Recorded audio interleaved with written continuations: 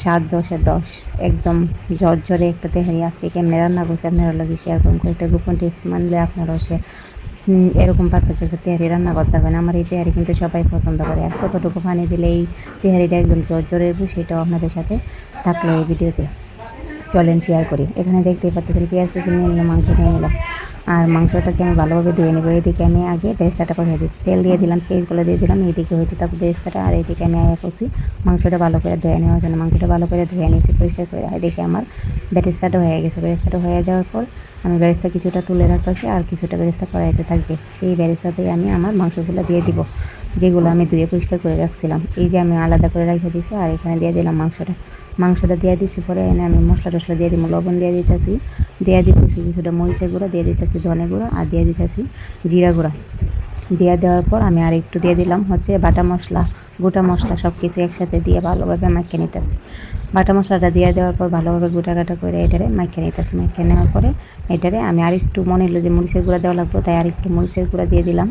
এখানে মরিচের গুঁড়াটা দিয়ে দেওয়ার পর আমি এটাকে ভালোভাবে গ্রাইন্ড করে চুলায় বসাই দিলাম। চুলায় বসাই দিয়ে এটাকে আমি দিয়ে দিলাম ঢাকনা দিয়ে ডেকে। তারপর চালগুলো হিসি ভালো করে ধুয়ে নিতাম। তেয়ারি রান্না করতে যে চালগুলো আমি রেডি করছি, এখানে 2.5 টপ চাল নিচ্ছি। ভালোভাবে পরিষ্কার করে ধুয়ে নেওয়ার পর এদিকে আমার তেহারিটা একবার কষানো হয়ে গেছে, আর একটু শুকিয়ে আসা পর্যন্ত অপেক্ষা করবো। এইদিকে আমি দিয়ে দিলাম একটা মশলা, বিরিয়ানি মশলা অর্ধেকটা দিয়েছি। আমি এখানে চাল কম দিয়েছি তাই অর্ধেকটা মশলাই নিয়েছি। তাই এটাকে আবার ভালোভাবে কষিয়ে নেব একদম পানিটা শুকিয়ে আসা পর্যন্ত। একটু পানি দিয়ে দিলাম, গরম পানি দিয়েছি এখানে। গরম পানি না দিলে অবশ্যই মাংসটা নরম হবে না। ডাইকে আমি রান্না করে এই যে দেখছেন মাংসটা একবারে শুকিয়ে নিচ্ছি। আলাদা একটা বাটিতে উঠাই নিয়েছি। মাংসটা বাটিতে উঠাই নেওয়ার পর সেই পাতিলেই আমি এখানে একটু তেল দিয়ে দিলাম। তেল দিয়ে দেওয়ার পর দিয়ে দিলাম হচ্ছে চালগুলা। এই চালগুলাকে আপনার এখানে গোপন একটা টিপস, সেটা হচ্ছে চালগুলাকে একবারে বেশি পরিমাণে ভাজতে হবে। একটু লবণ দিয়ে দিলাম, লবণ আমি তরকারিতে কম দিয়েছিলাম তেহারি মাংসটাতে। আর একটু লবণ দিয়ে ভালোভাবে আমি ভাজতেছি ততক্ষণ পর্যন্ত, চালটা ভাজতে হবে যতক্ষণ পর্যন্ত না এরকম লাল হয়ে আসছে। আর একটা চালের সাথে লাগবে না, কড়াইতে আপনার লাললে মনে হবে যে ঝনঝন করছে চালটা। সেই পর্যায়ে চালটা আমার একদম ভাজা হয়ে গেলে দিয়ে দিলাম গরম পানি। এখানে কতটুকু পানি দিয়েছি আপনাদের সাথে এখন এই বিষয়টি শেয়ার করি। এখানে আমি 2.5 টপের জন্য 4 টপ পানি দিয়েছি। মোট 4 টপের মধ্যে 3 টপ পানি, আর হচ্ছে 1 টপ হচ্ছে আপনার দিয়ে দিলাম দুধ।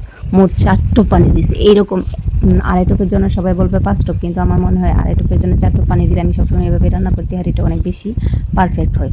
তারপর দিয়ে দিলাম হচ্ছে মাংসটা দিয়ে দেওয়ার পর ভালো করে আমি এই মাংসটারে লাইটাটের এটার সাথে মিক্স করে নিলাম।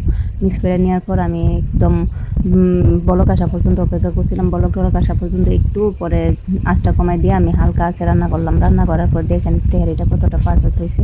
আর এই তেহারিটা দেখলে বোঝা যাইতেছে অনেক ঝরঝরে। তেহারিটা কতটা পারফেক্ট হয়ে এই মাংসটার মধ্যে দেখেন, গরুর গোস্তটা একবার এত সফট হয়েছে, এত নরম হয়েছে, এটা দেখলে বোঝা যায় যে তেহারি কতটা পারফেক্ট হয়েছে।